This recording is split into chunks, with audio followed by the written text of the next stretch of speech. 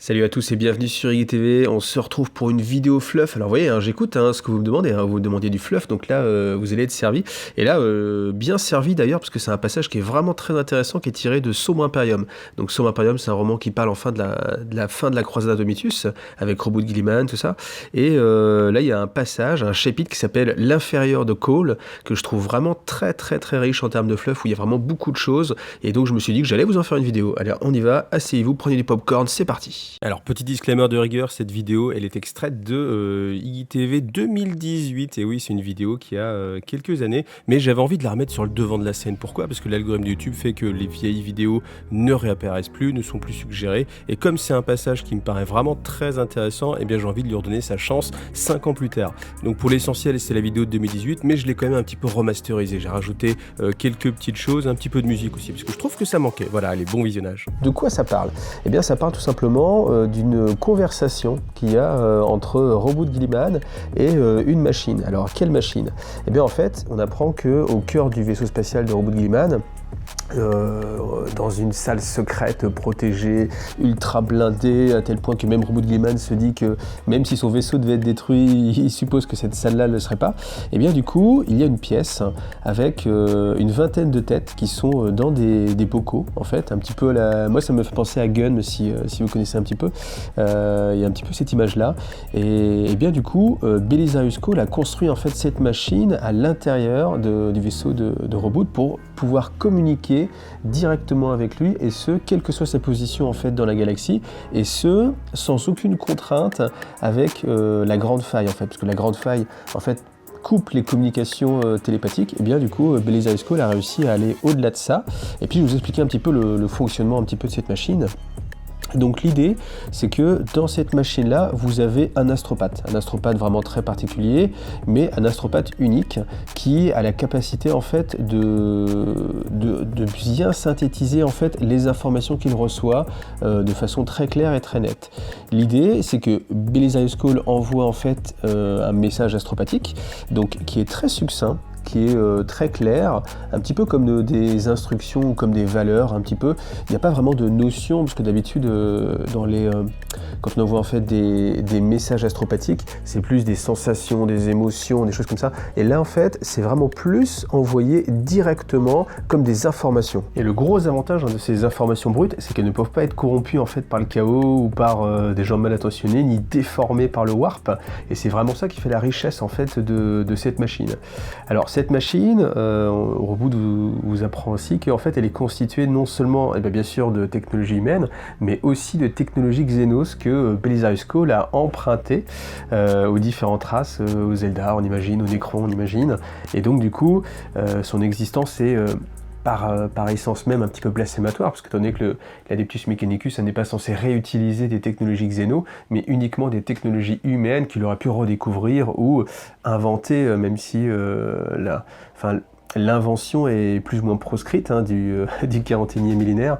En fait, l'idée, c'est qu'il ne faut surtout pas changer ce qui marche, et puis ne pas chercher à découvrir vraiment trop de nouvelles choses, mais plutôt redécouvrir ce que l'humanité connaissait déjà. Ce qu'on apprend aussi avec cette machine, c'est que l'astropathe, du coup, qui discute dans un premier temps avec Robert Guilliman, qui reçoit les informations, dit que ces informations, du coup, il les trouve complètement dénuées d'humanité, en fait, et que pour lui, a priori, même s'il pense que c'est impossible, malgré tout, il imagine que peut-être c'est une machine en fait qui envoie directement par télépathie ces informations, alors que normalement ça devrait être un autre astropathe qui serait là où est Belisarius Cawl.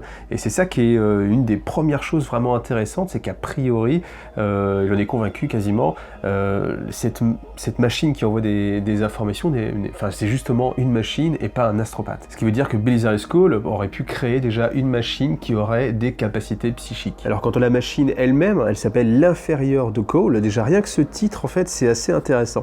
Alors pourquoi ? Parce que déjà, ça s'appelle l'Inférieur de Cawl, donc ça veut dire que c'est pas l'égal de Cawl, et du coup, le fait de préciser que c'est pas l'égal, ça sous-entend qu'on pourrait le penser, en fait. Donc déjà, ça c'est assez intéressant.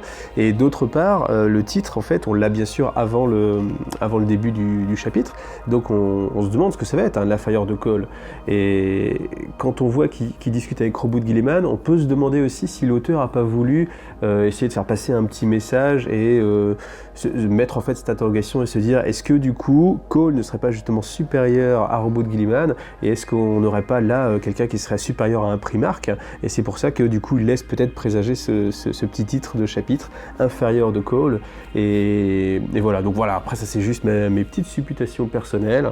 Alors pour la suite, cette machine justement on apprend, celle qui s'appelle l'inférieur, on apprend que Robot de Gilliman la suspecte d'être une intelligence artificielle en fait. Pourquoi ? Parce qu'elle a certaines réactions qui sont étrangères normalement aux machines, c'est-à-dire qu'elle a un esprit un petit peu sarcastique, un humour sardonique, et du coup, en fait, Robot de Gilliman s'étonne qu'une machine, aussi puissante soit-elle, puisse émuler aussi bien en fait des interactions sociales entre des êtres humains.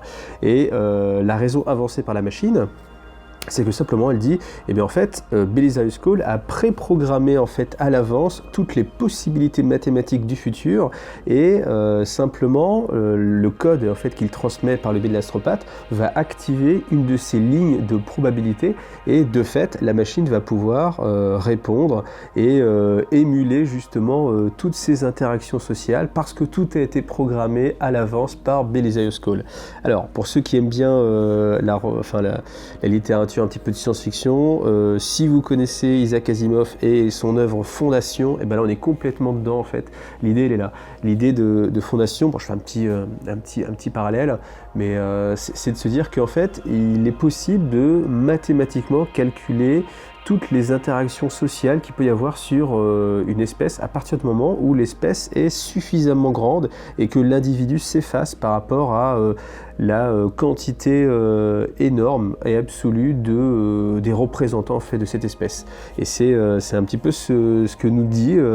Alors je pense qu'il y a eu je pense que l'auteur en tout cas lui-même a lu Asimov et son œuvre Fondation, parce que c'est un petit peu ce qu'on nous dit là, hein, c'est que Cawl a prévu toutes les possibilités du futur et de fait il active simplement une ligne parmi toutes celles qu'il a prédit et c'est ce qui permet à la machine de pouvoir communiquer. Et c'est ce qui permet aussi que la machine n'ait pas besoin de beaucoup d'informations pour juste pouvoir, encore une fois, communiquer avec Robot de Gilliman. Alors bien sûr, malgré tout au long du chapitre, on a des suspicions de Robot de Gilliman. Justement, il y a un passage où, dans le préambule, la machine demande à Robot de Gilliman que Belisarius Cawl devienne le fabricateur général de Mars, c'est-à-dire le plus haut dignitaire sur Mars. Et puis à chaque fois, bien sûr, Robot de Gilliman refuse. Pourquoi ? Parce que ce serait évidemment une guerre civile pour l'Imperium, ne serait-ce qu'au sein du culte Mechanicus. Parce que bien sûr, Cawl n'a jamais été accueilli en sauveur, mais plutôt comme, bien sûr, il y a de la jalousie, évidemment.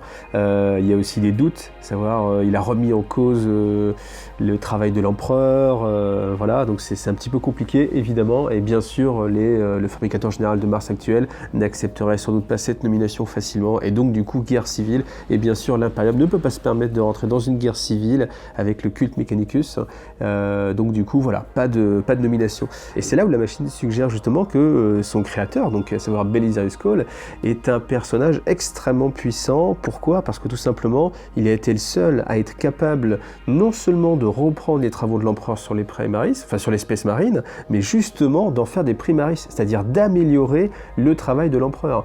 Et alors ce qu'on sait a priori, il n'y a vraiment que lui qui a été aussi loin et avec des compétences aussi grandes et qui a pu dépasser en fait ce stade-là, parce que c'est vrai qu'on peut penser aussi à Fabius Bill qui lui aussi beaucoup a travaillé sur le patrimoine de l'espèce marine, mais il n'a jamais été au-delà en fait.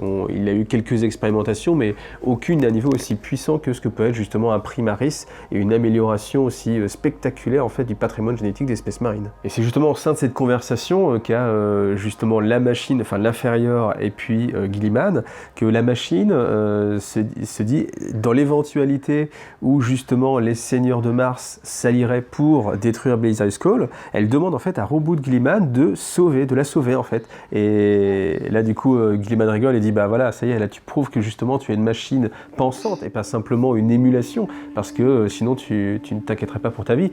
Et la machine lui répond, je m'inquiète pas pour ma vie en fait, c'est pas un choix que je fais, mais c'est une obligation que j'ai projet de préserver ma connaissance, et si jamais il devait arriver malheur à Belisarius Cole, je serais le seul dépositaire de tout son savoir, et ce savoir est trop important pour être perdu, et c'est pourquoi eh bien, il faut que je sois protégé.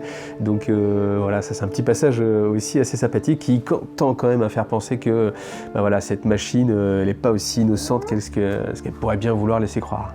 Donc ça c'est déjà le premier point qui moi m'a vraiment plu, c'est ce côté IA en fait. Donc l'IA, on en parle beaucoup en ce moment parce qu'on y a eu droit dans Blackstone Fortress, là on y a eu droit dans Sombre Imperium, et je trouve qu'il y a des petites clés comme ça qui sont positionnées, des petites miettes comme ça d'informations, et je serais vraiment pas étonné, ça c'est encore un pronostic, que d'ici 1 ou 2 ans on puisse avoir vraiment une mise en avant de l'intelligence artificielle avec pourquoi pas une nouvelle faction dans Warhammer 40 000. Alors est-ce qu'elle serait alliée de l'humanité?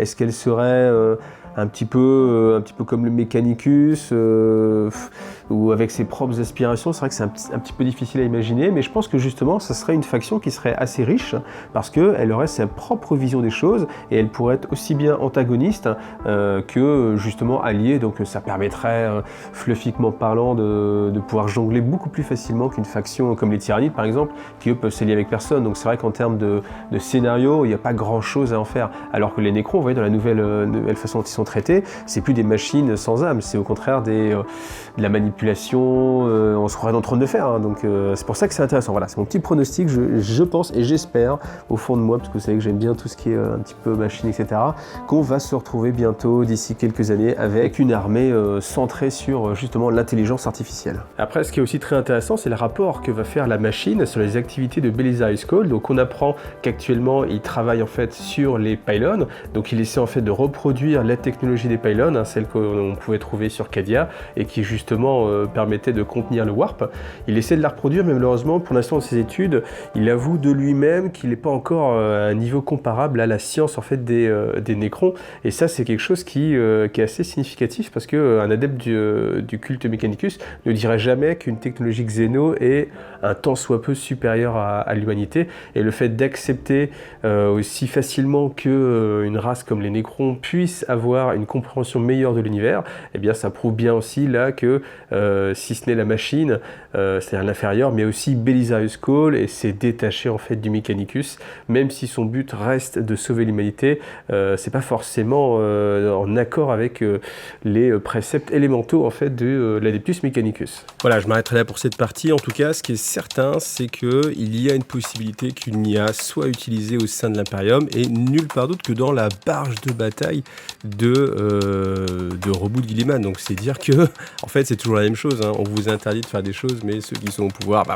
voilà, bon, pas de politique, d'accord, mais en tout cas dans l'Imperium, eh bien on voit que les travers ils sont toujours là, même si bah ouais, Roboute quand même il a des petits doutes, mais il l'utilise quand même. Vous voyez, il y a cette sorte de garde-fou, il se dit non, c'est peut-être pas une IA, allez on va fermer les yeux, c'est ça, on va fermer les yeux. Donc vous avez la preuve maintenant, Roboute Guilliman ferme les yeux sur certaines choses. Voilà, en tout cas j'espère que ça vous a plu ce petit passage. Je vais pas aller beaucoup plus loin, franchement j'ai vraiment envie d'en débattre encore des heures à des heures, mais le but c'est juste de faire revivre cette petite vidéo, donc pour alimenter comme ça et puis redonner vie aux anciennes vidéos. Voilà, j'espère que ça vous a plu, et puis on se retrouve en commentaire comme d'habitude. Allez, à bientôt, salut à tous.